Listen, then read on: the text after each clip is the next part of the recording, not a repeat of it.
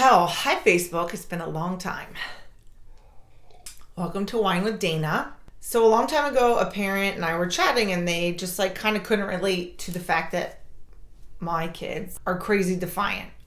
And fast forward lots of years, Addison is 9 and she literally is still just as defiant. We're driving to school earlier this week and I hear somebody sniffing. So I hand a tissue to the back seat, expecting one of them to take it, and they both tell me they don't have to blow their nose. So a little time passes by and I hear it again. And I thought it was coming from Addison. So I was like, sweetie, it sounds like you need a tissue. She's like, I do not need to blow my nose. Gosh, mommy. She's so dramatic and she's so emphatic and she's so... My kid's first reaction is to say no. No matter what it is, stupid, big, small, little, they just literally say no. That's their favorite word to say to me and other adults. I'm fine, whatever, we're on our way to school, I'm not going to start anything. Hold on, I need a sip. So I decided to think of it from a different direction. So I was quiet for a minute. I was like, Addison, I know that you think I'm here to ruin your life and torment you, but I'm really just trying to help you. I said, imagine if you sneezed and you got snot everywhere. Do you know how embarrassed and mortified you would be? So she was like, fine, or whatever she said. So I handed her one tissue and then a second tissue and then a third tissue. 3 tissues it took her to empty her nose from all the disgusting stuff. What? Why would she tell me no? Why is it just your natural instinct to say no?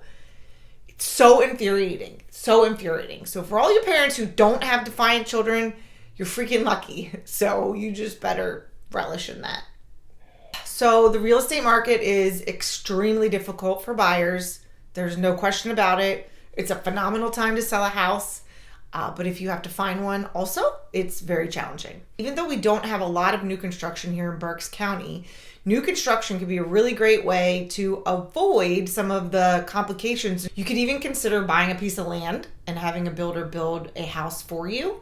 Obviously, have a realtor you trust and like to guide you through that process. I used to work for new construction and I love everything about new construction except for the taxes. The taxes can be a little salty compared to compared to resale properties. It's a really great way to avoid competing with tons of other buyers and going a crazy amount, over the asking price just to try to get your offer chosen.